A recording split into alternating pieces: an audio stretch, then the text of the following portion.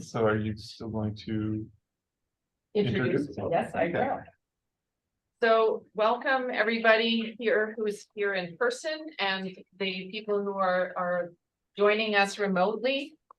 My name is Nora Jaffrey and I'm a professor in the history department here at Concordia. And we're delighted to have Dr. David Parker, who is a professor in the history department at Queen's University, speaking to us today in a talk sponsored by RÉLAM. So let me just tell you a little bit about David's background. He is a scholar of urban South American history whose work has focused on class and urban history and law and society. He did both his PhD and his MA at Stanford University and his BA at Wesleyan. And he's published over a dozen articles and book chapters on such topics, as we'll hear more about today, as dueling and class, urban control and honor.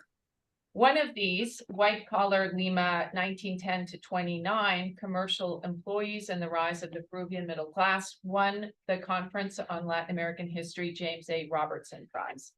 In addition to all of this shorter scholarship, David has also written 3 monographs: The Idea of the Middle Class, White Collar Workers and Peruvian Society, 1900 to 1950, which was published by Penn State; Latin America's Middle Class, Unsettled Debates and New Histories, published by Roman and Littlefield in 2012, and his most recent book that the material we're hearing today, I think, is going to come from, is The Pen and the Sword and the Law. Sorry, The Pen, the Sword and the Law, Dueling and Democracy in Uruguay, published by McGill-Queen's University Press last year.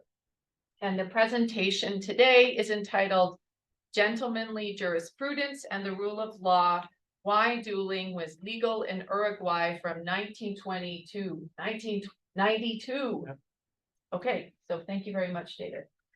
Let me say one other thing. We'll have the talk and then a question and answer. And I think what we'll do, if people on the who are joining us by Zoom have a question, maybe you can just, if you're raising the hand function works, or you can just indicate in the chat that you have a question, and we'll probably start with ones in the room live, and then we'll also look on there. And I'll probably unmute you so you can ask your question directly. Okay. Well, thanks so much, Nora, for that nice introduction. And it's nice to be here at Concordia University at a talk organized by RÉLAM, the sort of Montreal group of Latin Americanists. So I'll get right into today's talk. PowerPoint didn't work, so we're just going to go with Plan B with no PowerPoint, which is just as well anyway, because it shouldn't really need it. Just about every academic analysis of the duel, of dueling, examines in one way or another the idea of honor. And if I had been writing the first book about dueling in the Mediterranean world, or even the first book about dueling in Latin America, I would have felt compelled to focus my attention on honor as well, because it indeed raises essential questions, particularly for the history of masculinity. Why were people so touchy about honor that they were willing to confront and commit violence in its defense? How did honor construct social hierarchies? What was the historical trajectory from the idea of honor as reputation to the idea of honor as a strictly inner sense of ethics and probity? But these are the issues that nearly every other book on the duel has chosen to focus on. And many of these works have done such a good job that I might have struggled to say something new. So what then were the questions that previous books had not asked? My research latched on to 2. First, if we stop trying to explain, but instead take as a given that politicians, journalists, and other elites in the public eye were intensely preoccupied with their reputations, if we take as a given that they defined those reputations as honor, and that they saw honor as a prized possession worthy of aggressive defense, then our research question is transformed. It becomes, why defend honor and reputation by means of the duel when laws punishing offenses against honor already existed and had indeed existed for centuries? Slander, libel, defamation, insult, or in Spanish, calumnias e injurias, have a long, long history in Spanish American law. In the colonial era, mostly people didn't duel, but they took one another to court for injurias y calumnias constantly. What was it that in the late 19th century and well into the 20th made the duel with seconds and pistols at dawn or sabers in the afternoon the preferred procedure for the defense and restoration of honor? Second question was, how did politicians, as lawmakers, justify their resort to the extra-legal institutionality of the duel in preference to courts and defamation law, when the late 19th and early 20th centuries were precisely the moment when state and nation-building elites were allegedly most preoccupied with implanting the rule of law, writing new national civil and criminal codes, and extending the monopoly authority of state jurisdiction at the expense of privatized patriarchal power. That dueling would be on the rise precisely at the moment when consolidating disciplinary states were supposed to be putting a lid on disorder, clipping the wings of caudillismo, and spreading the positivist gospel of progress through law. This seemed too big a contradiction to ignore. Hence my book, which looks at the most extreme of extremes, the only country in the world to legalize dueling in 1920, a country where the last duel was fought still lawfully in 1971, where dueling challenges continued up into the 1990s, and where former presidents, including of all people, the ex-Tupamaro guerrilla Pepe Mujica, have publicly lamented in interviews that the recriminalization of the duel in 1992 might have been a bad idea.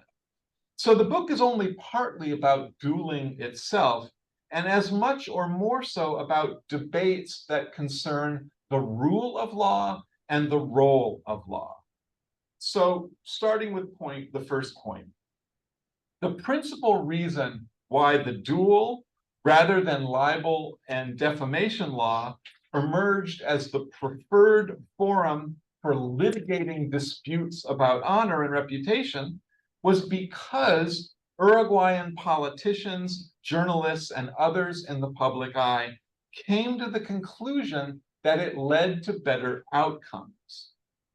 I very deliberately choose this legal language, forum for litigating disputes, because that's what it was, and that's exactly how people viewed it. In the past, I have tended to talk about the dueling codes as resembling legal codes, as deliberately mimicking the structure and logic of legal codes, or as a form of customary law. But the more I've immersed myself over the past year in legal sociology and legal anthropology, especially in the literature in the subfield of legal pluralism, the more I've come around to the conclusion that resemble and mimic are incorrect. Dueling, governed by written codes of honor, functioned precisely as a legal system and did just about everything that other legal systems do. Though I'm hardly the first to remark on the honor code's law-like appearance, I'm not aware of anybody else treating the rules and procedures of dueling as a full-fledged system of law, even though the codes were often described in multiple languages as the laws of the duel, or the laws of honor, or the gentlemanly laws. Now, perhaps the failure to make the connection is not surprising. After all, the vast majority of the scholarship on dueling sees it as a social practice, reflecting a set of cultural norms, ideas of masculinity, honor, aristocratic distinction, and so on. And also, it's difficult to see the duel as law when almost everywhere it was a crime from the viewpoint of state law. And if you conceptualize the duel only as the moment when two gentlemen went at one another with pistols or swords, calling that law is a very hard argument to sell. So in order to make the case that the duel functioned as a system of law, we have to understand how the dueling codes functioned in their entirety, from how they defined offenses against honor, to how they adjudicated disagreements over whether or not an offense against honor had been committed, to the procedural rules that led from an alleged offense to some sort of resolution, sometimes in a duel, but very often not. Everybody knows that essential to any duel are the seconds. Seconds were appointed in writing via carta poder, a sort of a dueling power of attorney. And seconds were charged with a triple duty: as advocates for their client, as negotiators who met with the seconds for the opposing party, and as guarantors that whatever agreement the two sides reached would be faithfully adhered to. What were they negotiating? Basically, who was the offender and how grave was the offense, because that had implications for who gained the right to choose the weapons if things ended up going to a duel.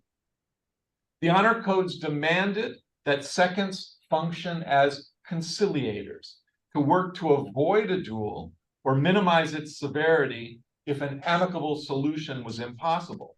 And because of that key conciliating function, the seconds were not, like lawyers, subordinate to the will of their clients.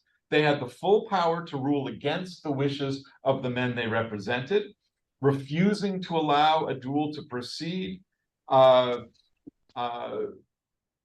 or demanding that their client issue an apology if their judgment in conversation with the opposing seconds led them to that conclusion. One core principle of dueling law was that their client had to abide by the second's decision. So this was essentially a form of binding arbitration. An additional law-like aspect of the second's negotiation process was that it always resulted in a written record, duel or no duel. In Spanish, these were called the actas. In French, they were called the procès-verbaux. Italian, they were the relazione, but it's the same thing in all cultures. Now, above the 4 seconds, 2 seconds for each antagonist, there was also an appeals level whenever the seconds could not come to an agreement. The appeals courts were called honor tribunals or honor juries, and in their most common form, they were ad hoc. One set of seconds named one member, the other set of seconds named the other member of the tribunal, and then those two agreed on the third. The honor tribunal would consider the written actas submitted by the seconds, setting out the issues in dispute and the positions of the two sides. And after study, often consulting one or various honor codes and considering precedents, the honor tribunal issued their ruling, which was called a fallo or a laudo, which are the same words in Spanish as a judge or court's ruling or verdict. In addition to seconds and honor tribunals, for a system of rules to qualify as law, there also needs to be some kind of jurisprudence, a way that past precedents are remembered and applied consistently, not arbitrarily. dueling jurisprudence came in a couple of different forms. Came in the form of published expert commentaries on the dueling codes, which almost perfectly reproduced the form of expert commentaries on laws and legal codes, commentaries typically known in Spanish as concordancias y anotaciones, which were abundant in countries that live under the civil law tradition.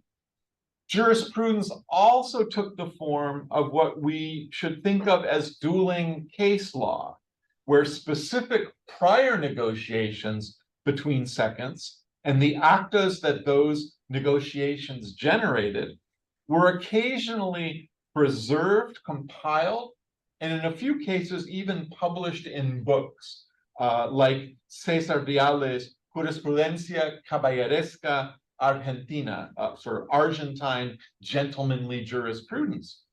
Or if there was nothing published, people would nevertheless follow celebrated precedents that were simply remembered.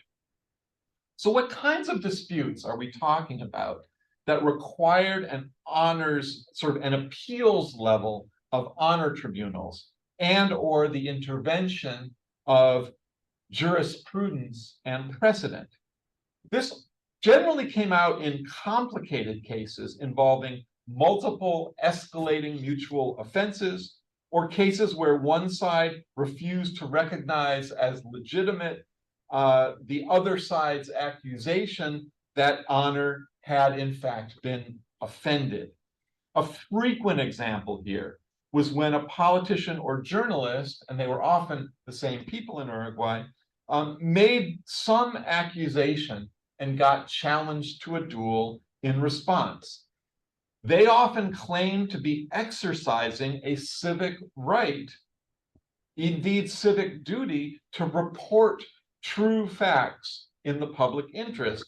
And they argued that the only purpose of the challenge was to intimidate and censor the free press and free debate. Okay, but weren't these kinds of disputes, when press freedom stands in conflict with public reputation, weren't these precisely what the law courts and libel statutes are supposed to adjudicate? Isn't this exactly what Fox News and the Dominion voting machine company is litigating in the courts right now? Well, yes, they are exactly the same kinds of problems. And the documents are explicit that individuals understood that they had a choice between seeking prosecution of alleged crimes against honor in the courts or by the via legal, or by seeking satisfaction through the mechanisms of dueling, or in other words, the via caballeresca, the gentlemanly path. So why did people in public life choose the gentlemanly path of the duel over state law for libel and defamation? Because the two different legal arenas, despite their similarities, did diverge in some critical ways. For one, people believed that the presumption of innocence in the formal legal system enabled defamers to hide behind pseudonyms and to employ indirect allusions for the purpose of deniability, and that bringing issues of insult or slander to the courts only spread defamatory lies more. People may have heard of a concept known as the Barbra Streisand effect. But in dueling law, the person accused of having impugned another's honor, and thus the person who received the demand for explanations that initiated the process leading to a duel, he was the one on whom the burden rested to prove that he had no intention to offend. Often all that took was a word, a statement retracting the insult or otherwise manifesting respect for the other person. Now, a transparently insincere apology might be cause for social opprobrium, but a sincere apology was no dishonor because it was the outcome that seconds were instructed always to seek first, before permitting things to escalate to an actual duel. The procedures in the honor code led to infinitely quicker resolutions than the state legal system. Seconds were named, they met, they ruled. Maybe if things were complicated, they enlisted an honor tribunal. If a duel resulted, it had to take place within 24 or at most 48 hours. But the most important difference between the two codes is that dueling law's objective was never to punish a criminal, but to, quote, repair the harm caused by the offense that had originated the demand for explanations, which is almost word for word the definition of restorative justice. Even if things did escalate to a duel, that restorative justice rationale continued to hold because duels did not, in theory, have winners or losers. No one was proven right or proven wrong. Rather, as both men faced death in conditions of strict equality, both gave witness to their disregard for anything other than their honor.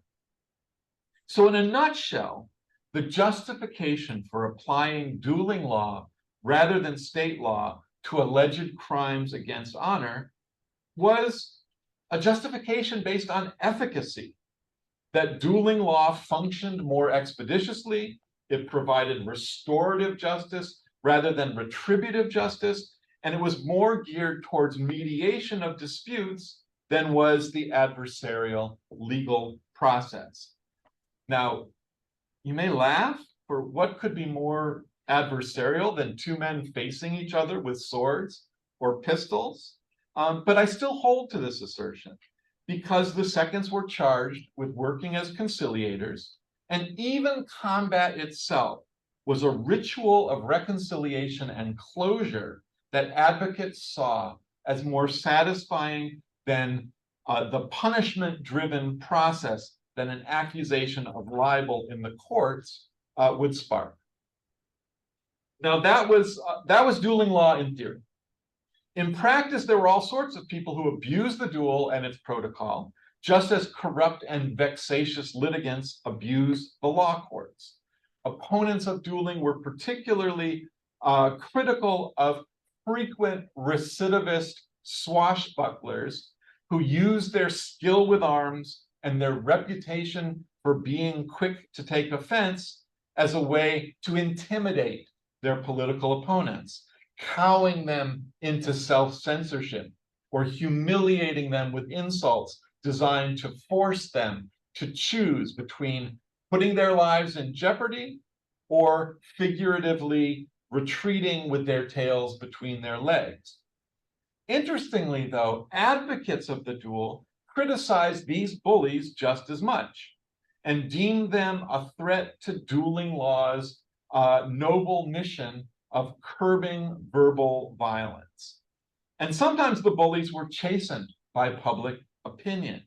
In one celebrated case, a famed swordsman, an Argentine named Nicolas Calvo, was so concerned about the reputation he was earning as a sort of, recidivist swashbuckler that he insisted on a duel with one loaded and one unloaded pistol selected at random so that his skill would not enter into the equation.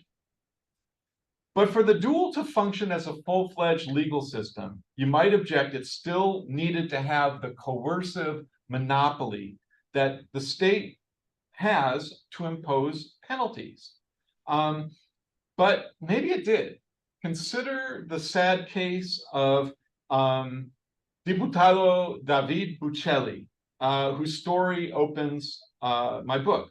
Buccelli was no duelist. But he also didn't wish to be perceived as a coward.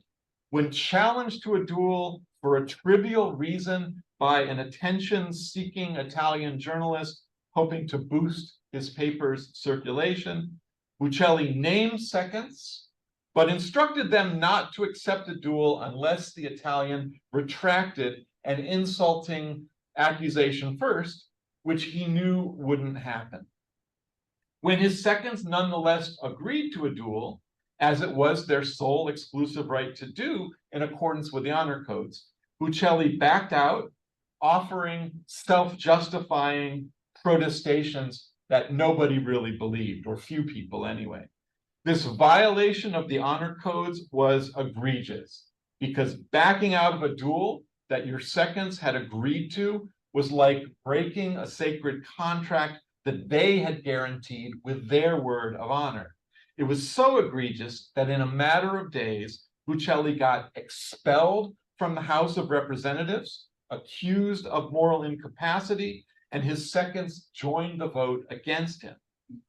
If Bucelli had just been willing to formally declare to the Italians' seconds that he accepted his antagonist as a gentleman and had not intended to offend, people likely would have considered him a coward for giving in, but he still would have been Congressman Coward. It was the violation of dueling law that brought such dire consequences raining down upon him. But what came next for David Bucelli, or David Bucelli, illustrates the second point that I want to explore in this talk: the uneasy relationship between dueling law and the actual legal system, which considered dueling a crime. Once Bucelli was expelled from the House of Representatives, he obviously lost his parliamentary immunity.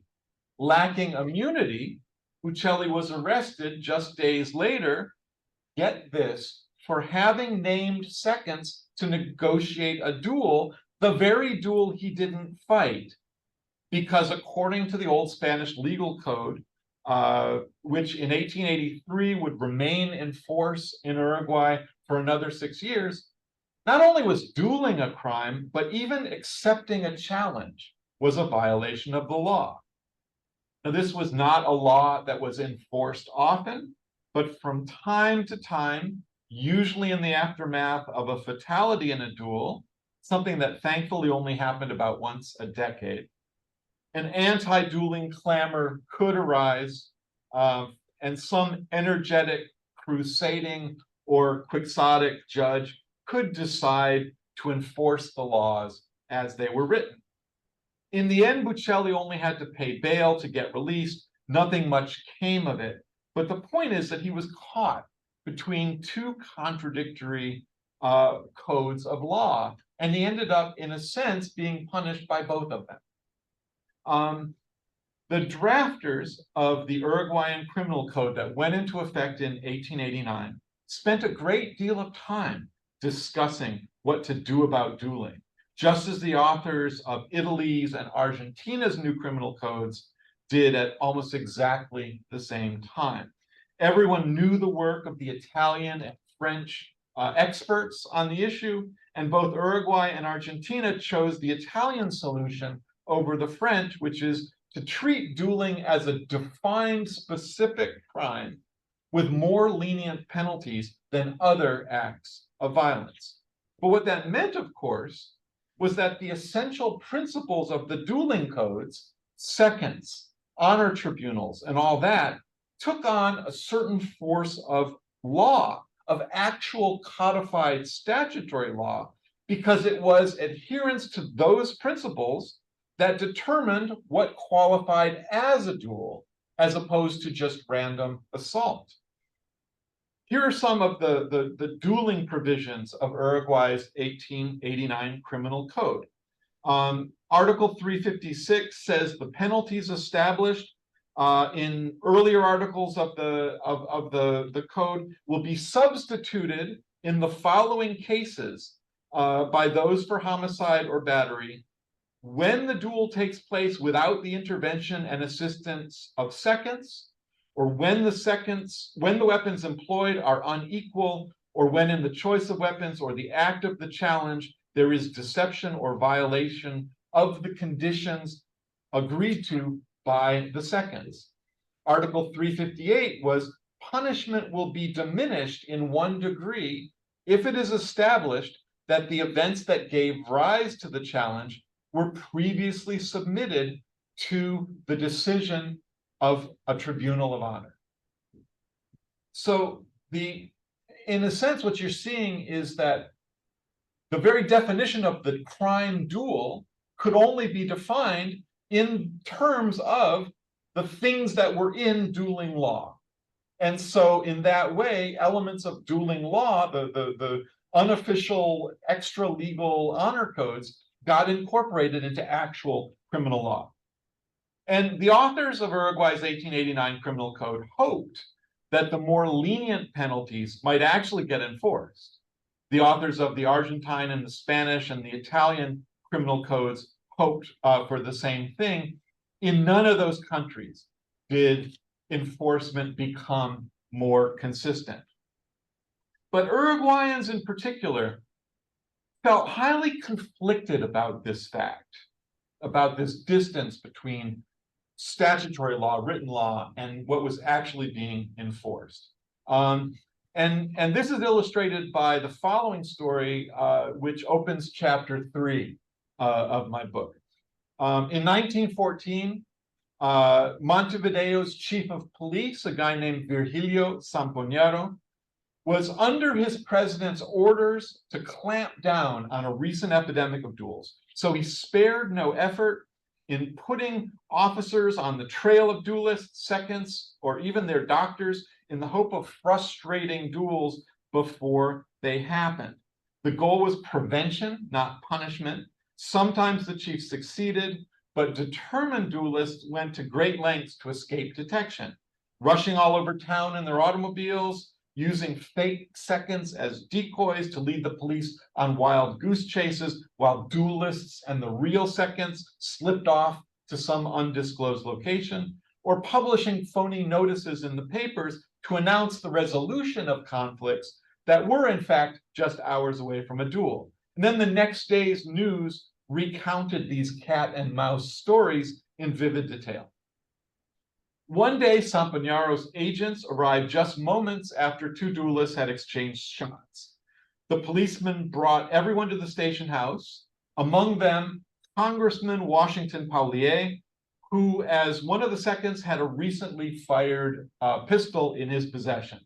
Now, legally, the arrest of a sitting legislator was permitted only if they were caught red-handed in the commission of a crime, and in such cases, the police had to immediately inform Congress to vote on whether or not to remove the parliamentary immunity of that person. Paulier, however, was indignant that any policeman would have the audacity to arrest him. He marched out of the station and went home without anyone daring to stop him. When Sampoñaro, the police chief, found out about this act of disrespect of police authority, he ordered one of his men to stand guard outside Paulier's home and arrest him the moment he walked out the door. This made Paulier livid. He blasted Sampoñaro in deliberately insulting terms in a public letter to Congress that he also published in all the papers. This, of course, did not please the chief of police, who responded as he believed any man would act in the face of such blatant defiance of his authority. You may be guessing where this is going. He resigned his office in order to place himself, quote, in gentlemanly conditions.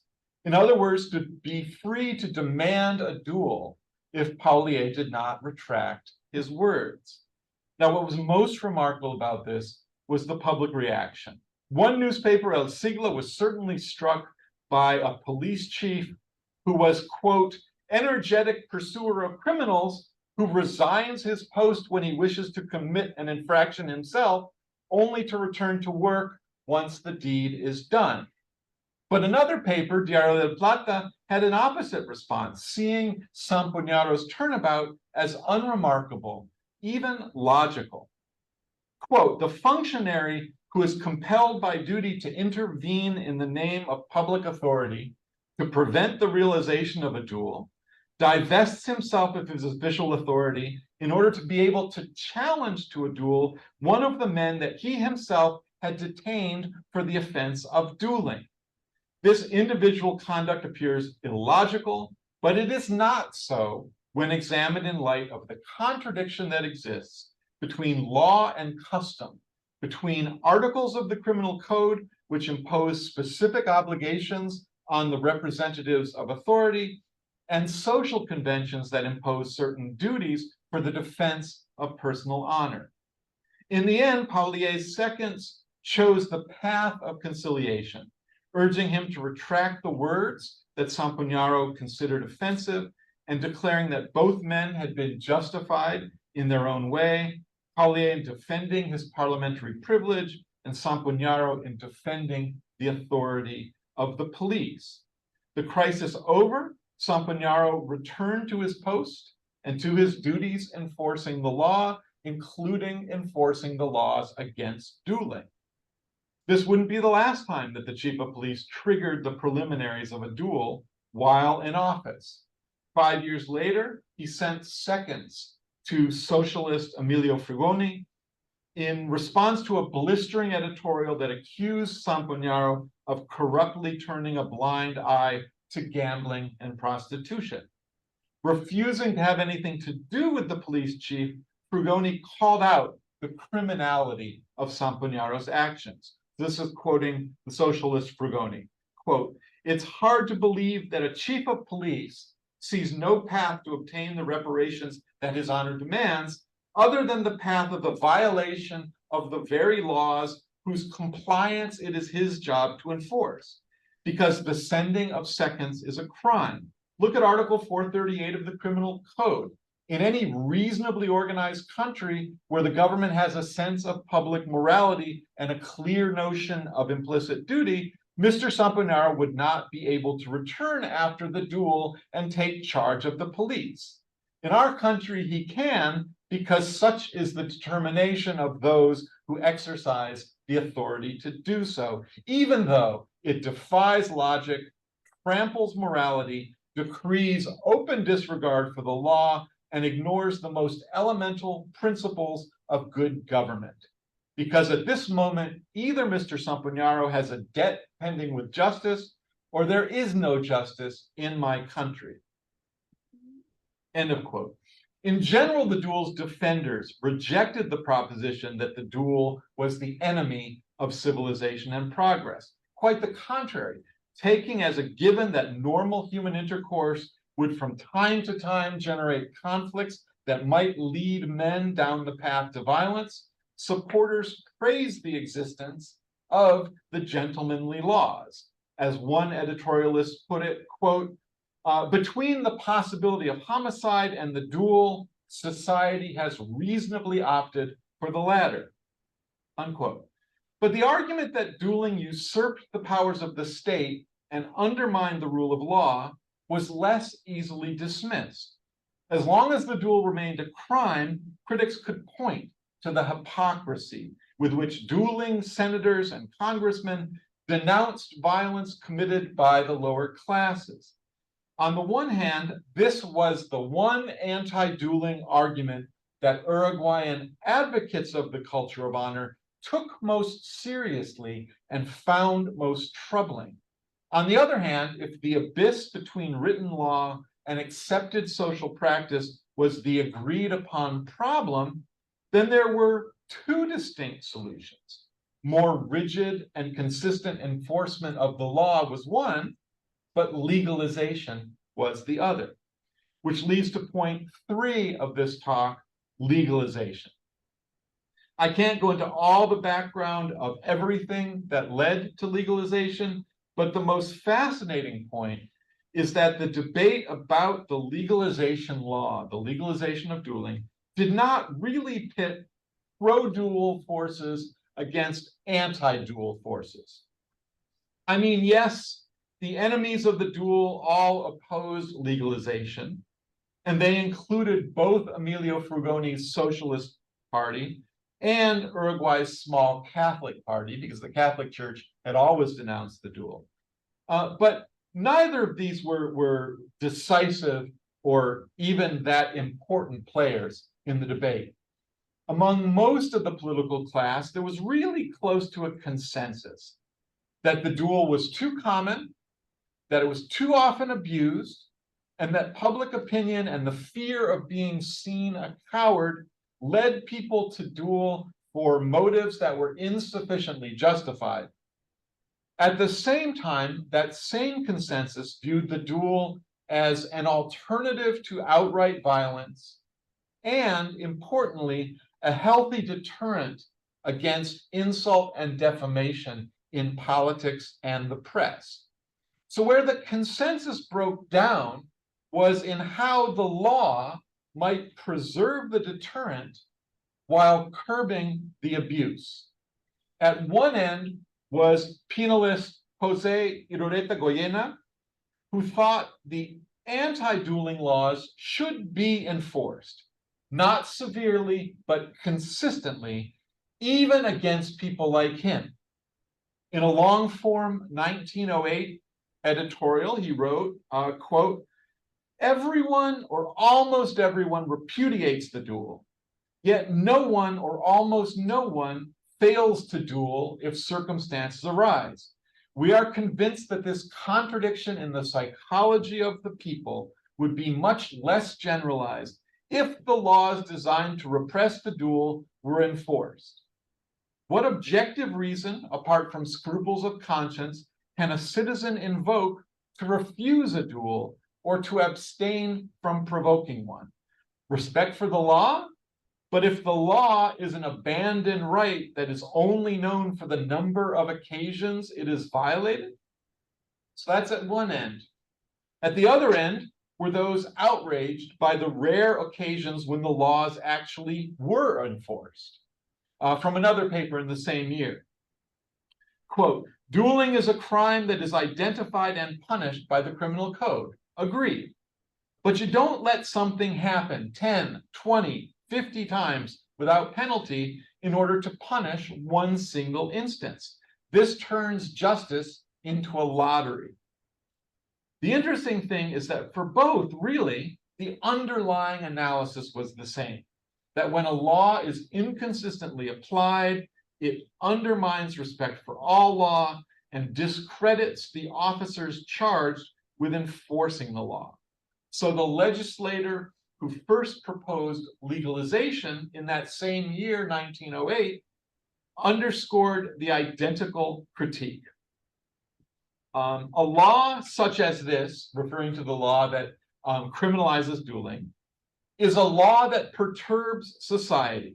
It is a disruptive law. It is a law that, without repressing or preventing the duel, serves as a means by which the judges charged with punishing the duel make a farce of their august mission, choosing not to proceed in some instances, accepting as truth the most absurd declaration of innocence in other instances, refusing always to punish, as is notoriously public knowledge. Bringing no benefit, the worst aspect of such a law is the derision it brings upon the nation's institutions of justice, forcing them into tacit complicity with the duelists, aggravated by the odious exceptions, which foster in these functionaries a spirit of rebellion against the rectitude and impartiality that should be the unbreakable norm in all their acts. So again, the duel was not really in debate. The rule of law was in debate. Now, the 1908 proposal was shoved over to committee to die in a folder. There's this fabulous Spanish verb, encarpetado, which means to be stuck in a folder forever. But after a decade in which the number of duels kept going up and the chasm between the law as written and the law as enforced became ever harder to ignore, congressmen took up legalization again. And this time the proposal received extended debate over multiple weeks in 1919 and again in 1920. Legislators from most political parties weighed in on the bill, and the same pattern held. Consensus on the duel as a too common yet occasionally necessary evil, and deep discord over how the law should respond. For advocates of legalization, the law needed to follow and adhere to the norms that society itself dictated. So this is a quote from the man who proposed recriminalization the second time in 1919. Quote, there exists in reality this complicity of all of us with the duelists, because no one sincerely sees them as immoral or criminal men. No one refuses to shake the hand of a duelist, nor to open the door of his house to one, nor to sit one at his table. The social alarm regarding the duel is absolutely zero. Consequently, to maintain criminal punishment for dueling when society itself impels the crime and protects the criminal afterward is purely and simply hypocrisy. And he continued, periodically our judges remember that the law against the duel exists. They make 1, 2, 3 attempts to enforce it, and later they give up, comprehending that it is absolutely impossible to make these laws effective. Then can one say that it fortifies the dignity of the administration of justice, that it favors public order, that it moralizes society to maintain laws that compel judges either to place themselves in the eyes of the public as objects of derision and ridicule, or fail to fulfill their duties that their office demands that they execute? That's on one side.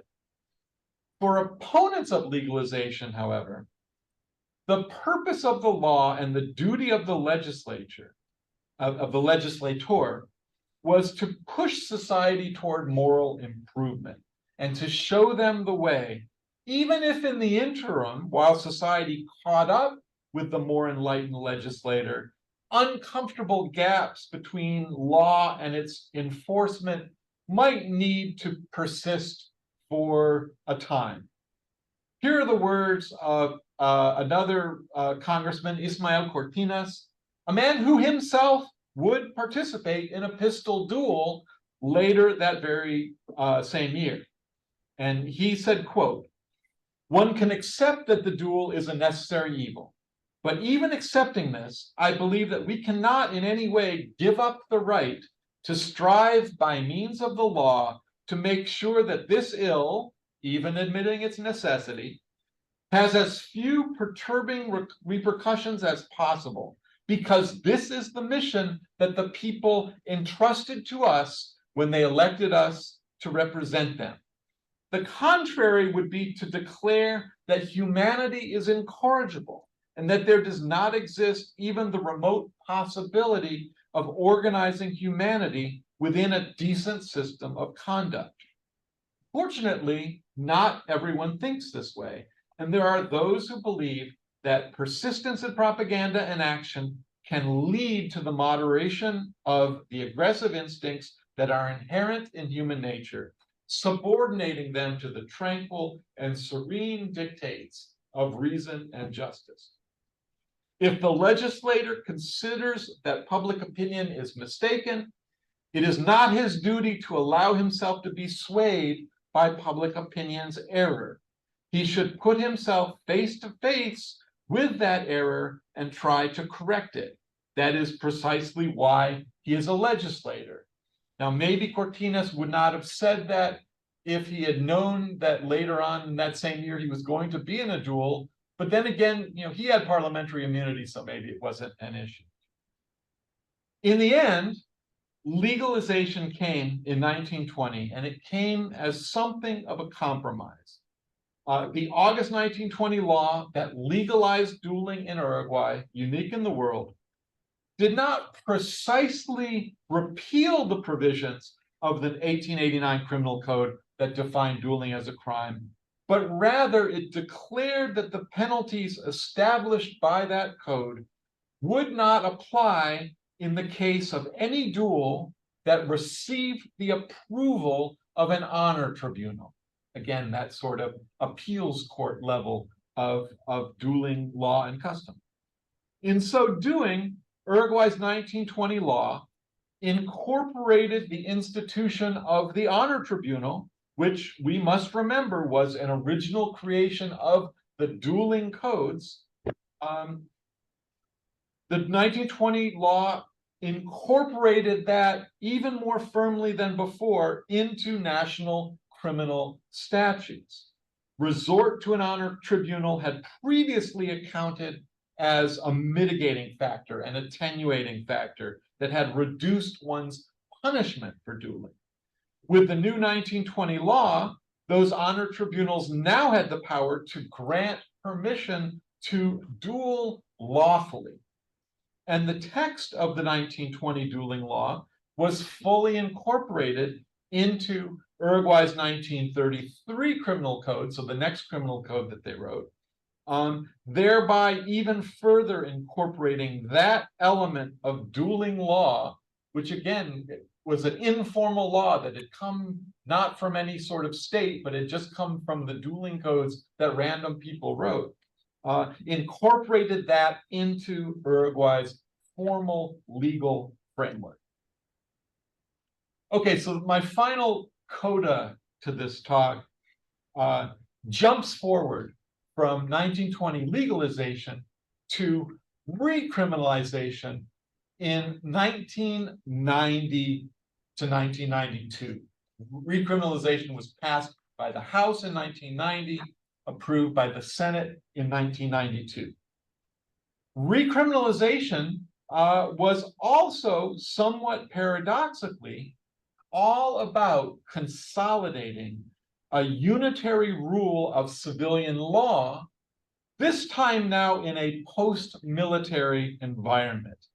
In this case, the worry in the aftermath of Uruguay's return to democracy in 1984, 1985, was about the legal impunity exercised by allegedly corrupt military and police officials who sought to avoid the accountability that came with the return to Uruguay of press freedom with democracy. Answering investigative journalists with seconds and challenges at a time when most Uruguayans had come to see the duel as a pretty ridiculous throwback to the past, appeared to be the military and police's way to intimidate the newly restored free press, while invoking the authority of military honor courts over which civilians had little or no influence. In other words, a backdoor way to hold on to some of the power that they had enjoyed during the years of dictatorship and repression. In the face of that threat, a multi-party congressional commission took up the task of repealing that 1920 dueling law. The rationale was stated most clearly by Diputados Jose Diaz and Daniel Diaz Maynard, who represented the leftist Frente Amplio, the Broad Front. And this is a quote from their justification of their recriminalization proposal. Quote, "It is inadmissible in a democratic state of law that there remain private forms of dealing with conflicts that escape the natural course of legal resolution via laws and courts. Existing in our positive law specific norms for the protection of honor, the authority to intervene in the dilucidation of conflicts of honor belongs to the judicial power, and it is therefore proper to eliminate the via privada, the private form of justice." Continuing the quote, "It has been said that the laws that protect honor are insufficient, that in relying on the justice system to obtain relief from offenses against honor, one cannot obtain the adequate satisfaction.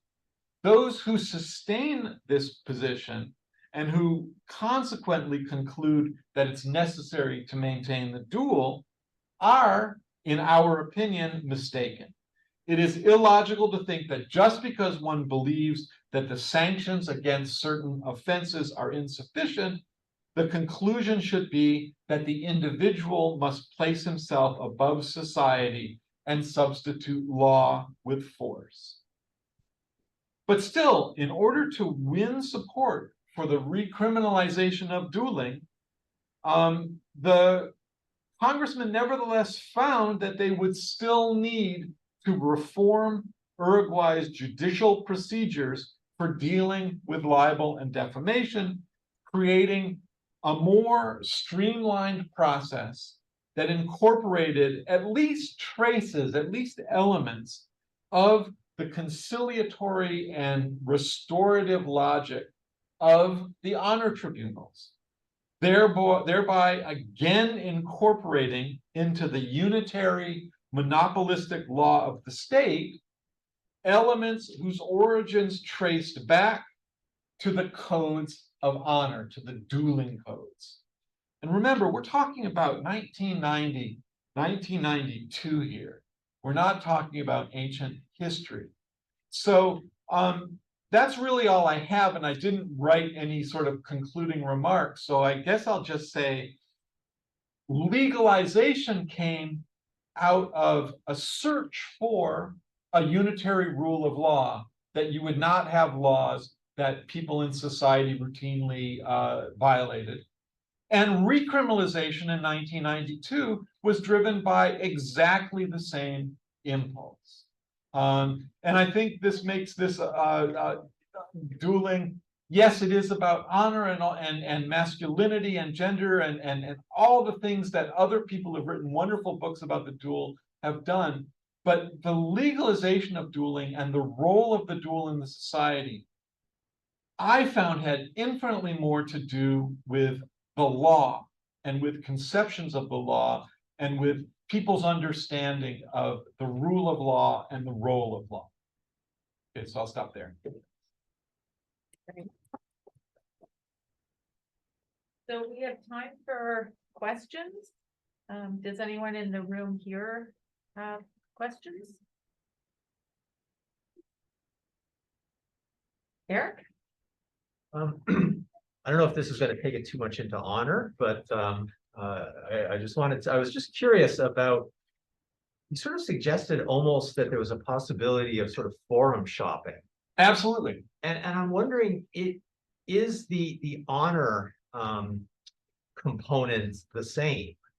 Is it dishonorable not to go the dueling route if you're a gentleman and you qualify and so on? Is it somehow dishonorable to go into the courts, like you're hiding or you're cowardly or something like that? I just wonder, is it an open forum shop, or is it heavily skewed towards that one route? It's heavily skewed towards the dueling route, but I don't think anyone ever. I don't remember anyone ever specifically saying that it's dishonorable to take things to the courts, but they didn't say it, but I'm sure they thought it. In other words, the preferred forum is the forum where gentlemen do what gentlemen do. But if you hear, but when people in the abstract explain why they would go do one or the other, they would talk about efficacy rather than, and they would talk about restorative justice. One famous quote would say something like, you know, the slap that an offense creates in the face of an honest man cannot be restored by a few years in jail or a quantity of money.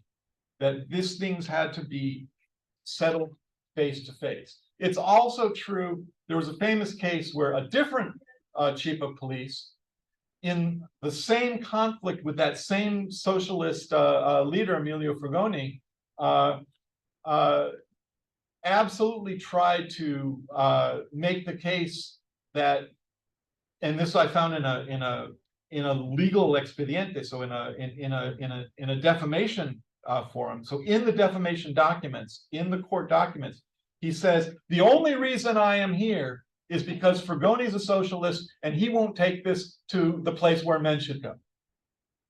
And so there were certain people and certain circumstances in which you had to rely on the forum. But there are other cases. I mean, David Buccelli, the one who got kicked out of the Congress, part of his stratagem at the beginning was actually to take his interlocutor to the courts, thinking that while this is being adjudicated in the courts, we can't have a duel about it.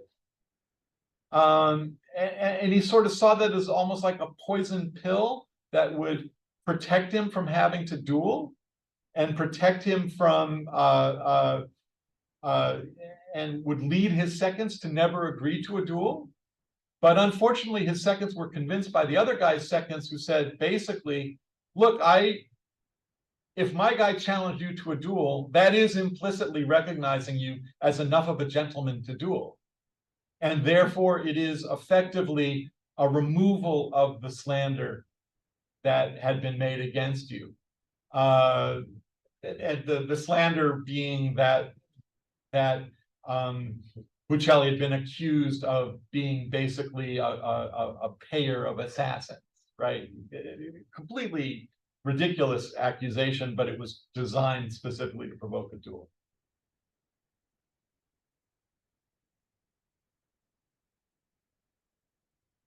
Want to go ahead, Camilla? So you've talked of duel during your conference, very good conference, thank you.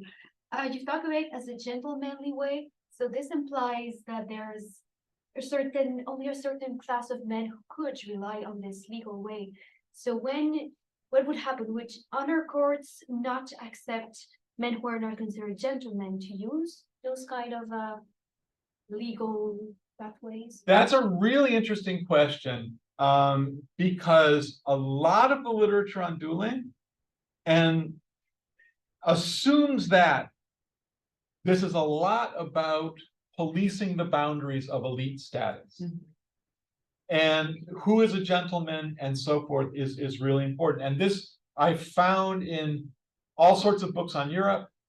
It's in Pablo Picato's book on Mexico. It's in Sandra Gayol's book on Argentina. It's all there. I assumed I would find the same thing. In fact, that's the reason why I originally took up the topic of dueling. My earlier research was on the middle class, and I was trying to understand that what was the sort of line of division between the middle class and the upper class. And I thought that this, and that's how I got to the topic. But in the case of Uruguay, I found that this wasn't the case at all. Now, it may be because Uruguay is a relatively small country. It may be because it's got a two-party system where almost everybody in the country who's at all involved in any way in politics at any level is connected to people up through their parties in sort of this kind of vertical way.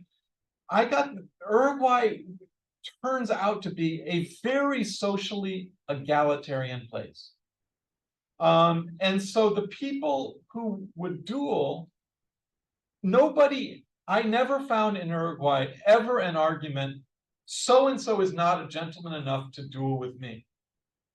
I did sometimes see the argument, the thing that this person did is like some crime or something, is so egregious that as long as the law is looking at them, they have no right to challenge me. But this was based on conduct, not based on social status. And in fact, there was even a case where this had to do with the question of whether a journalist, because journalists, their status, they got involved in a lot of duels, and journalist status wasn't that high, right? They were middle class, or, and some were kind of just sort of striving, right? They like to sword fight. Yeah, well, no, but the point, and newspapers would train. This was part of what they had to do. But there was a case in which somebody got mad at something the paper said, and they challenged the director of the paper, like the head editor-in-chief, to a duel. And the editor-in-chief said, well, this is the guy who wrote the article. And the challenger wouldn't accept that. They would say, look, according to this code of honor, and he was citing some Italian code of honor, it should be the publisher of the paper who should be responsible for everything that's in the paper, not the individual journalist. And the response that came back was really interesting. It was, well, in those European countries that have aristocracies, We can understand why they have that sort of attitude.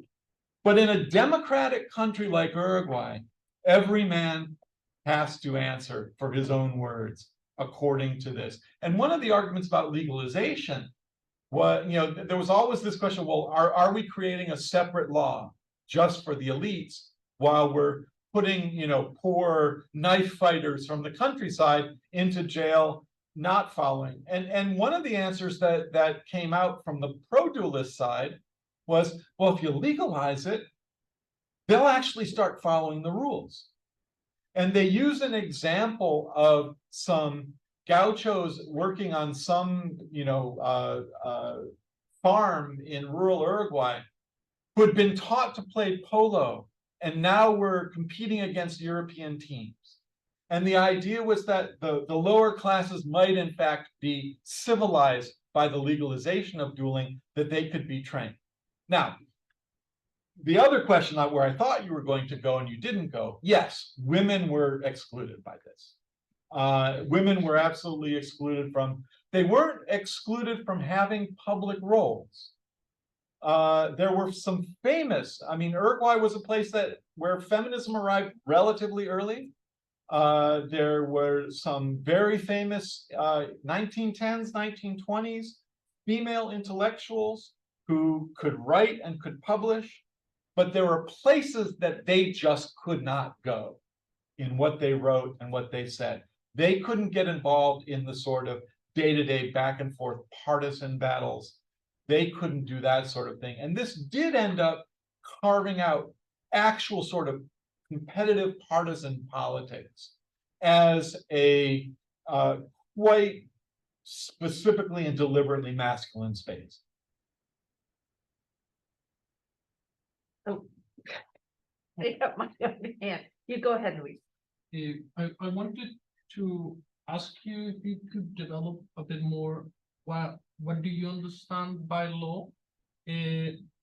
Because like I have seen like in colonial historians that sometimes law is the written law, but sometimes law is the practice, is the custom, and what you're dealing both are overlapping, but you are making a difference between what is written and what is custom. So I wanted to ask you to develop, like, how do you understand the law and how could you compare that understanding of the law with previous understandings?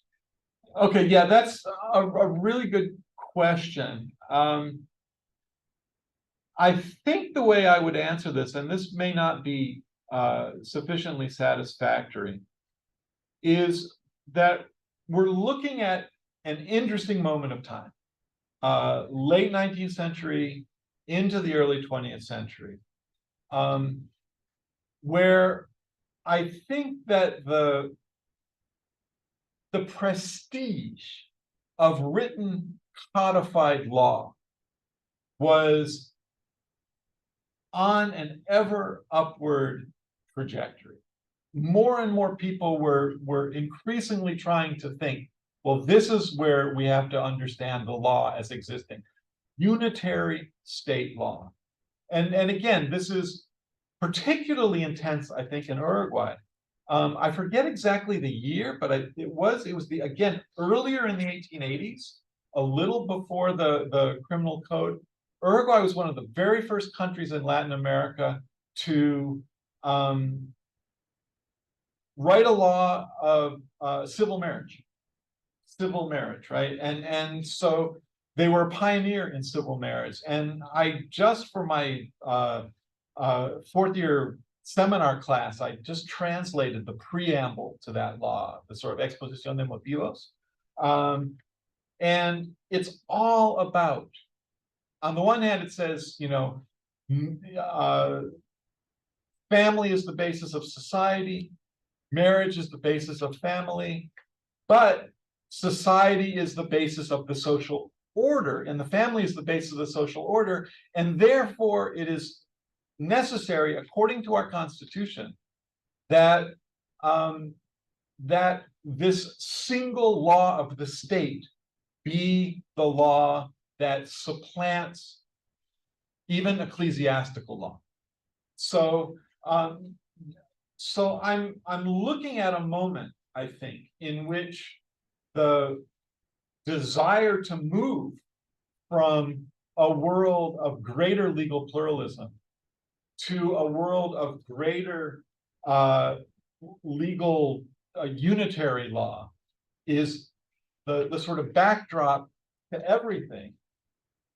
And what's new, I think, in what I've done is to understand the existence of dueling law as yet another example, just like ecclesiastical law, of a sort of alternative law that existed, that was used, that was part of a regime and a situation of legal pluralism, but that the people who were responsible for writing the unitary state laws were increasingly troubled about its existence. I see that, oh, I saw that Luis, Gabrielle, something, online is got your hand up, Yeah. Luis. So I'm gonna let you go. You could unmute yourself, and if you want to, you could even put your screen on. There we go. Okay. Well, thank you for your wonderful presentation. I thought it was really interesting.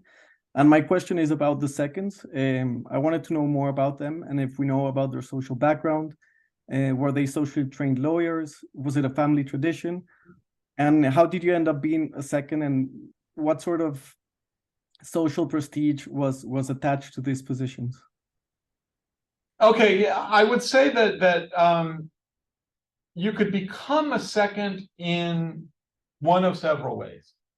Again, most of this happened, at least the cases that I'm looking at, I mostly don't look at military, because their documents were harder to get a handle on. But with civilian duels, the vast majority came through politics or journalism, and politics and journalism were the same thing. All of the newspapers were partisan organs. Almost always, your seconds would be more senior members of your own party and your own faction. Usually they were people who were sort of self-selected as either having been duelists themselves when they were younger men, or at least having been seconds before. There were certainly some people who came to get a certain sort of reputation as being good seconds, but it was through the networks generally of the political parties. The other thing is that there was a certain amount of, there was some self-selection. There were, a lot of them were lawyers and politicians, but not all of them. And there was also a sort of another path. There was a small group of people who were just really self-selected experts in this thing. Some of them could be fencing masters. Some of them could be just, people who were fanatically interested in dueling or whatever, and sort of gained a reputation over time. And those people would often not only be called to be seconds, but they would be called to be the director of combat, who is the person who, in a pistol duel, would sort of clap his hands. You shoot between the second and the third clap. Or these would be the people who, in fencing duels, took a much more active role. They timed the fencing rounds and things like that. So there was a whole sort of sense, there's a certain amount of expertise. Again, dueling codes, there wasn't a single one, there were a bunch of them. There were European codes, there were Argentine codes, there were Uruguayan codes, a couple of Uruguayan codes, mostly Argentine. And the more people sort of knew the ins and outs of the different codes, people could gain a sense of expertise, and these would be the people who would be chosen to sit on honor tribunals, for example. So it's a combination of, and sometimes, you know, particularly younger people who weren't very far advanced, they might just sort of get their buddies to be their seconds, but that was frowned upon because because the second was supposed to not be the advocate for the duelist, but a calmer, more you know, cooler head, right? And so, for example, the legalization law of 1920 demanded that to sit on an honor tribunal, you had to be 40 years old or older. So it was sort of, it was that sort of thing, but it was kind of, it was self-selected, but it was also organized through the apparatus of political parties. Catherine, go ahead. I have two kind of questions. One has to do with like the cultural resonance of all of this. And I just wondered, like in elite families, did kids play games with pistols and fencing? I mean, were they sent to fencing school? You know, kind of how seriously did families take it that boys might get involved in duels as grown men? And I wondered about duels appearing in novels and films and you know, plays and these kinds of things. And then also I just wondered about the ages of the duelers. You know, are these fiery, you know, impulsive young men, or is it more people in their 50s and 60s who are kind of eminent, you know, the publisher of the journal? Yeah. I would say a couple of things. Again, dueling was not society-wide in the middle and upper class. It was a function of politics and public life, and including journalism. So I don't think, you know, 14-year-olds practiced with swords and pistols in their elite families because they didn't know yet where they were going to go. But once you got into certain areas, you know, certain professions or certain partisan things, then, and I would say that probably starts in your early 20s, training for a duel would have been expected. It was less formal in Uruguay than in Argentina. In Argentina, a couple of the major newspapers, I think La Prensa, La Nación, I may be wrong, actually had in their palatial, you know, the newspaper offices buildings, a fencing salon, and they would bring in a fencing master to train their journalists.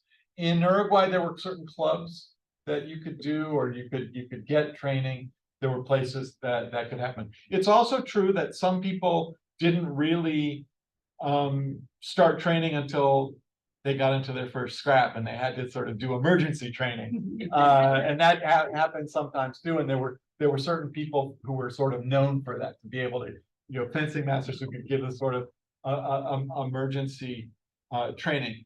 The sort of trajectory of a duelist, I think many of the sort of political parties assumed that one of the roles of the sort of younger staff on these newspapers, these sort of polemical political newspapers, one of their roles was to like be the duelist. And so the assumption was often for a lot of people that by the time you got to your 40s, you had done your thing, and you didn't have to, and you could be the respected person who could be the second now, and you didn't have to be the people who would have to answer for this thing. But there were always exceptions. The most famous exception was Jose Valle Ordonez, right? Who in his, I mean, he was the man, I couldn't talk about it in the talk, he was the man who was the first beneficiary of the legalization law. He had killed Washington Beltran in a duel, and the duel had sort of been, the legalization had been sort of sitting in committee, and his party had been not really keen on it. The other party had been more keen on it.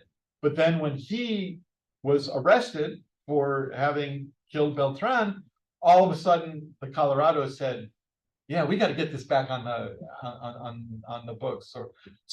And Bajé, because as president, he never stopped writing for El Dia. He never stopped writing for his paper. He never stopped writing polemics.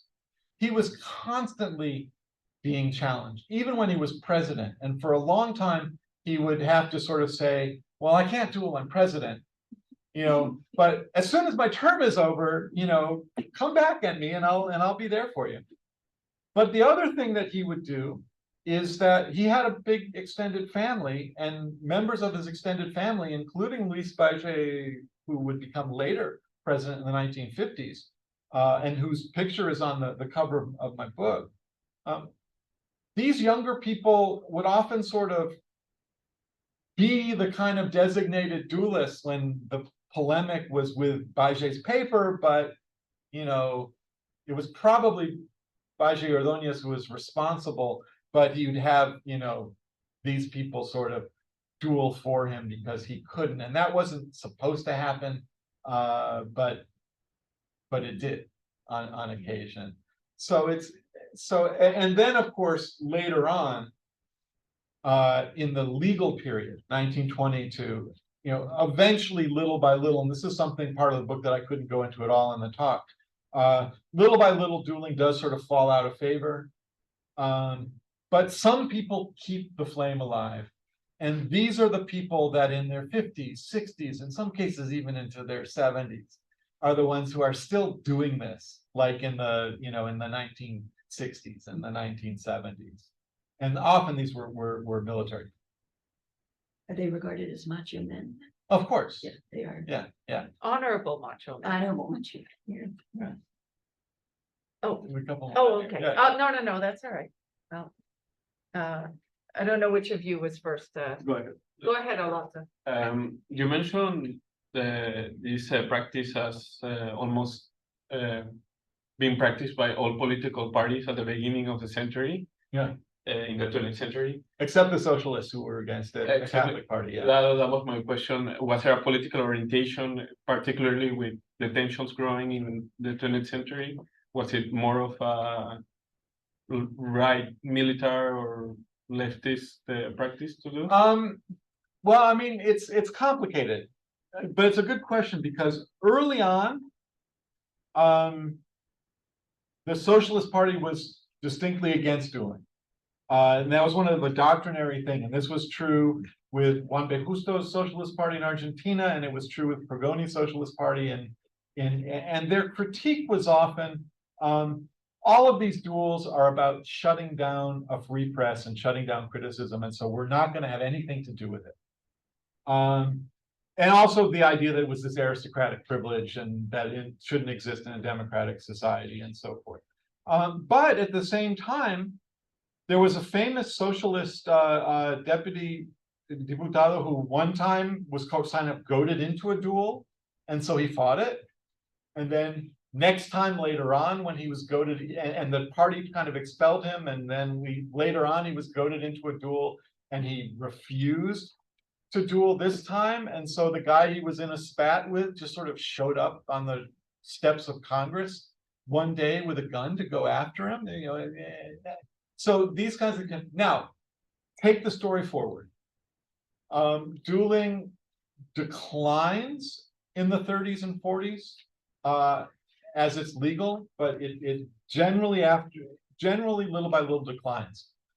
Reasons for that are too complicated to go into. Maybe legalization and this idea of the honor tribunals just ruling against duels played some role in it, but also there were moments when the free press was closed down, and so there just weren't those press polemics.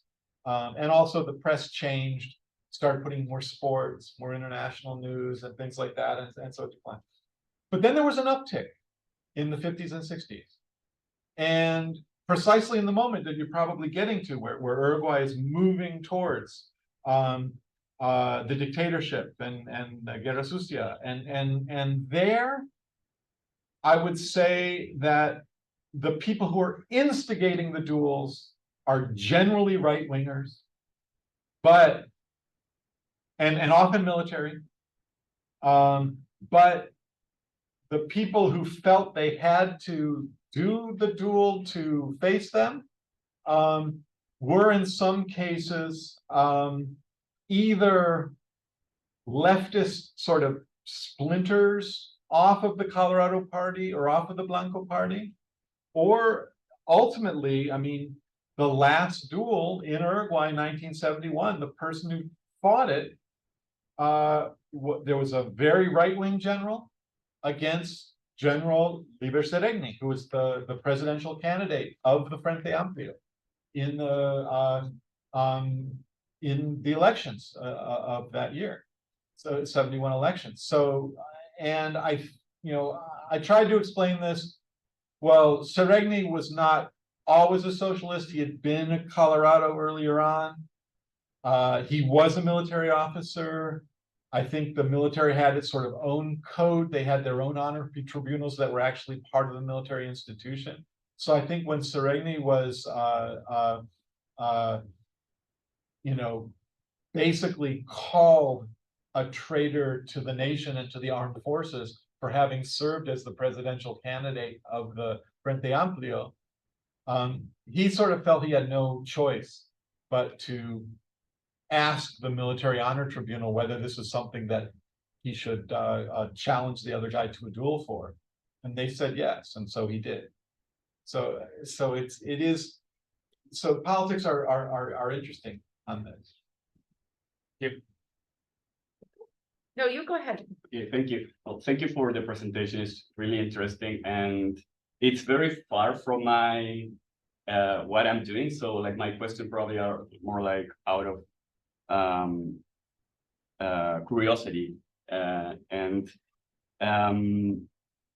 So you mentioned that the topic have been already sort of target in terms of gender, and you have done it with the judicial aspect. And I was wondering what's happened with race, if race has like a sort of implication in duels themselves, or like in what scholars are doing in its analysis.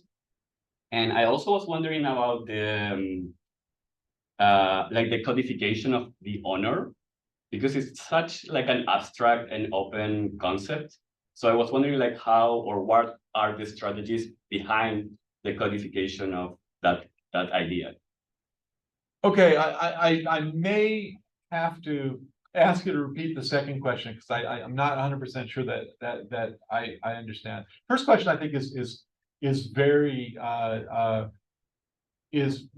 simple. Again, we're looking at a particular world of politicians, journalists, not necessarily high elites, but relative elites. And Uruguay was a society in this time period in which the waves of European immigrants were leading to a situation very similar in some ways to what was going on in Argentina, and that a lot of people are right now writing about, which is that although Afro-Uruguayan culture survived and to some degree was even kind of glorified as sort of symbolic of the nation, and carnival was something that became much more popular and so forth, the Afro-Argentine population was marginalized. And so race doesn't really seem to enter into it, because we're talking about a white world in a white country, or a country that considers itself increasingly a white country. And that doesn't really, so it doesn't really come into play. But my sense is that if you had, let's say, somebody who was visibly recognized as having some African features, who rose up in a party apparatus or in journalism to a particular place, the sort of laws of social race would be applied to that person, and they would be accepted as, in a sense, honorary white for the purposes of dueling. And I don't expect that anyone in Uruguay would ever say, I refuse to duel with that black person if that black person was in fact, writing for one of the major papers or was a figure in the. So that's the first question. But the second question, could you repeat? Because I didn't understand exactly what my understanding is that honor is like the main reason behind a duel. Yeah. And when the Uruguayan code legalized dueling in 1920, yeah, like what are the arguments behind the conceptualization or the codification of honor? Because I think it's such an abstract concept and like open and maybe like even liquid.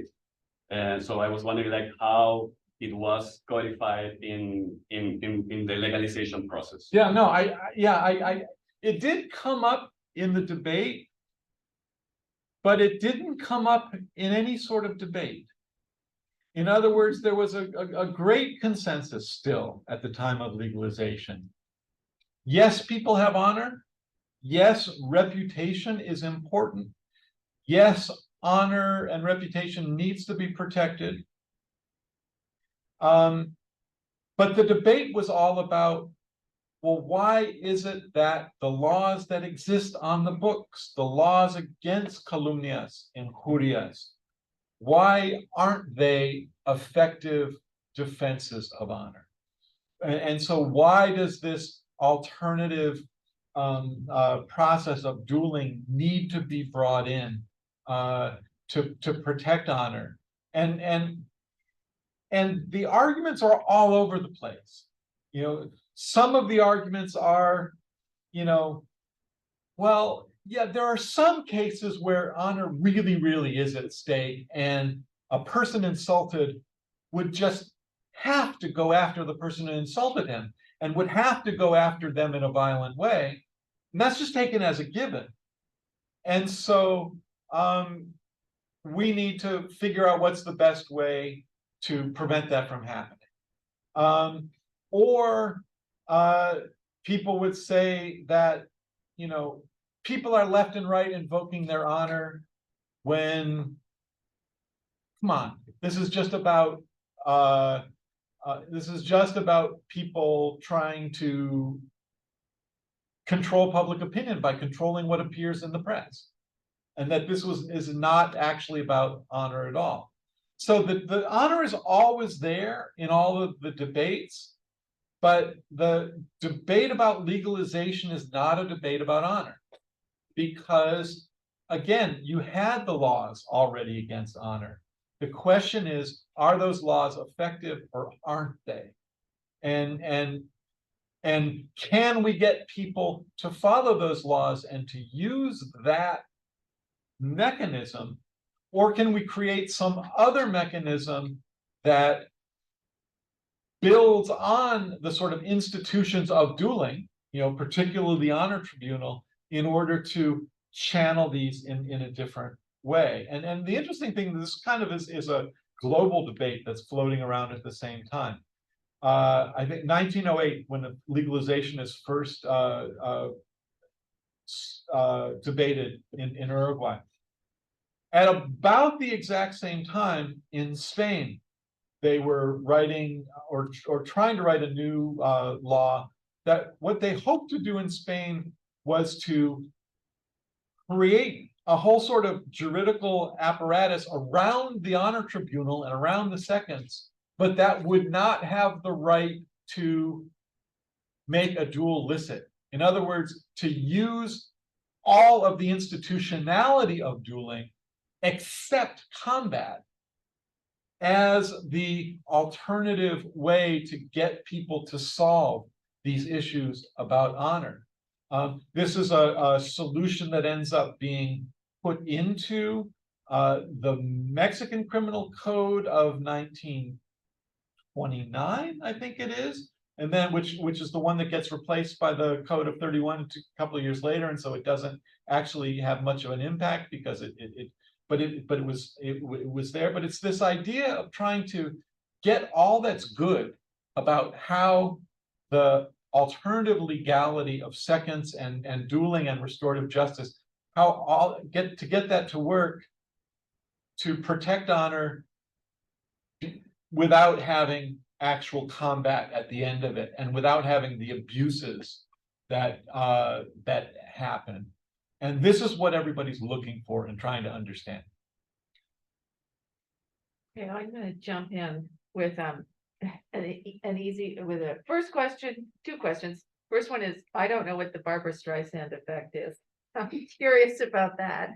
And the second one was, I'm not sure I understood this properly, but it sounded to me like I wanted to know what proportion of dueling cases actually ended in the duel. So I found it really interesting, the sort of extra physical process, the sort of legal process. And so if that was like more the objective, to have some kind of resolution that didn't involve possible loss of life. And even in, I think Pablo Picasso describes that in the Mexican cases, even when there was a combat, if like both people missed, then you could say, okay, we're done here. Both people have their honor restored. So how often did it happen that actually violence was avoided entirely? Yeah, no, I think that's good, and I can talk about pre-legalization and post-legalization. But first, Barbara Streisand, very simple. At some, I don't remember what the thing was, but there was something that somebody accused Barbara Streisand of having done or not done, or some sort of scandal. Okay. And a few people knew about it, but not that many people knew about it. She took the guy to court for defamation or libel or whatever. And that is what spread this bad news worldwide. And it became such it was sort of a cautionary tale. Don't bring somebody to court to stop a scandal, because all it's going to do is make the scandal spread far worse. And so people have used the term Barbara Streisand effect to talk about this unintended consequences of bringing a legal case against somebody. Okay. But this other idea, it's really hard. If I were to sort of, I mean, I've got an appendix at the end of my book of the cases I'd look at, and what percentage were duels and what percentage were cases that ended up without combat. I'd probably guess that pre-legalization,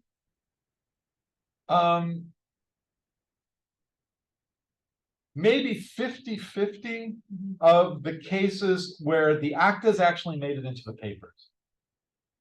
I have no idea of knowing how many cases that didn't lead to a duel might have led to a resolution that didn't even make the papers. Right. And for it to make the papers, the original polemic that was going on between the things, you get almost into this dance, escalate, escalate, escalate, escalate, escalate. People in society are looking at this escalation in the press between two newspapers, two parties, and saying, okay, when is it going to get to the point where there's a duel? And there'd be a particular moment when the escalation would stop and they both stop publishing in the paper. And okay, everybody is sitting back at home and saying, okay, seconds have been called, And if we got to the point where you knew that seconds had been called, then the readers of the newspaper wanted to see those actas published eventually when things happen. So I don't know what the actual sort of physical percentage of incidents with combat or incidents without combat was, but I guess it was probably less than half end up going to a duel.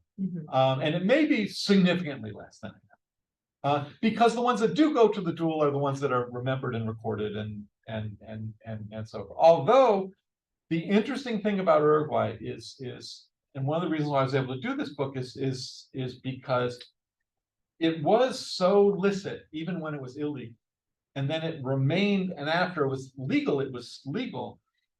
Nobody hid anything. these people are in a premeditated way organizing to commit a crime, and it's all in the newspapers. And that wasn't true in Mexico. Pablo Picato didn't have these cases that ended up being resolved. And so it was my ability to follow not just the cases that lead to celebrated duels, but also the cases that get resolved, to see all of these actus and to see it all mostly in the newspapers. There are a few that I found in other archives or judicial archives or personal archives, but mostly it's all in the papers. And my sense is that this is actually makes, from a point of view of the availability of sources, made Uruguay incredibly rich, much richer than most other countries in what was available. The final thing is that you had, on the one hand, people left and right criticized duels that were not serious. In other words, if it's serious enough to go to a duel, it should be a real duel, not one of these first blood, things where you get a tiny little cut on your wrist and that's all, But in fact, there were a lot of duels that were stopped with the first tiny cut on the wrist. And now all of these, you had to have doctors, especially with saber duels, because they had to disinfect the blades and they had to be there. And it was often the doctors who determined whether the duel could go on or not. And the formulaic thing was duel until one of the two combatants is in a position of inferiority. That, in other words, he can't duel on a par equally with the other anymore because of his injuries. That's when the doctors would end it. And and all of this is recorded in the actus, that the doctors stopped the duel when it was determined that so and so. And sometimes it gets filled with this medical language. It was so and so had a subcutaneous injury that of 5 centimeters on the dorsal, blah, blah, blah, they do this, like all this medical mumbo jumbo to make it sound really kind of serious. Like the World Cup. Yeah. So as all to sort of, to not admit that you're doing these first blood duels, which we're not supposed to have. Right. But in fact, people were doing it. Right. And there was all sorts of criticism that people were doing. Now, pistol duels were a little bit different because dueling pistols have a certain characteristic. They don't have, the barrel is not rifled. It doesn't have the thing there. So the ball, the projectile that comes out of it doesn't have a spin. So it's notoriously inaccurate, and so if you're at say 30 paces with a pistol duel and you have to wheel fire between two claps, almost nobody got hit. Right. But every now and again, somebody did. And then it was great. And so my sense is that people, when they went to the dueling ground, more likely than not, nothing was going to happen to them. But they remembered the story of somebody 10 years ago who had gotten hospitalized or killed. And so it was always kind of there in the back of your mind that this could be something. So why did people still do pistol duels rather than sword duels if this was the sort of dynamic? One of the things that pistol duels were believed to do, and I think probably did do, is it was an equalizer. Because you don't have much time to aim. With fencing, skill matters. With pistol duels, often if the person wasn't particularly skilled with arms, you do a pistol duel, they both confront death, they're both seen as it's kind of a lottery. Right. Yeah. More questions? Sorry, I don't know your name. I'm curious. I hear questions of curiosity about the logistics. For example, the dueling grounds. Are there many dedicated ones? Were there makeshift ones during the period when it's illegal? And also, who bears the cost of hiring these professionals, such as doctors and seconds, for duels? Yeah, good questions. The duelists themselves were the two, each had to pay for their own honorarium for their own position. And then I don't remember who picked up the honorarium for the director of combat. And they probably shared it, or the seconds may have shared it, or I don't know. There wasn't any sort of specific place, although in every country sort of had their known places. You know, in Buenos Aires, Palermo Park is this huge park. It's like the Bois de Boulogne in Paris. And there were parts of Palermo Park where duels would kind of, happen. Later on in Uruguay, but it was often, just sometimes it would be sort of in some place on the outskirts of town. Buenos Aires, eventually, there was a guy named Carlos del Cas, who had a house with a big backyard in Belgrano. And he was a real dueling aficionado. He would be the director of combat. He was one of these people who was like the expert. Everybody knew that he was the guy, and he wrote about it and so forth. And he apparently at one point told an interviewer that 250 duels had been fought in his backyard over a period of probably, 3-4 decades. I think that was the number. I think maybe it was 150, but it was something like that. Eventually, people would use military airfield. They would use, you could get a better sense if my PowerPoint had worked. You'd be able to see some of these places, but yeah. So my question basically is also out of curiosity. You mentioned that the last duel took place in 1971, and kind of like it became illegal again in 1992. Yeah. But what has happened kind of in the afterlife of 1992 that would lead Pepe Mojica, for example, to like say that he wanted it back or something like that? But Yeah. No, the argument, and this was an argument that also was made by Sanguinetti, right? The other Colorado former president. They basically say, without the duel as a deterrent, the kind of garbage that people can say about each other in the press has gotten totally out of hand. And Mujica, this sort of famous sort of thing, I forget, back when there was dueling, there was a way to solve these things, but nowadays, you can say anything and blah, blah, blah, because it's really easy to run your mouth in a country like Uruguay. And there's so that's, so that's the critique is that,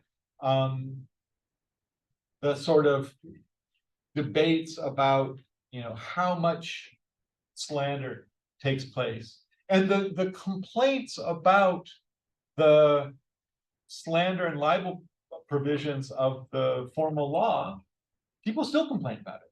That it takes too long, that it doesn't give you the kind of resolution that you want, even though as part of recriminalization, the congressmen who were putting together the recriminalization law felt that they had to try and create a sort of streamlined and better and more effective procedures for dealing with slander and libel and press crimes and things like that.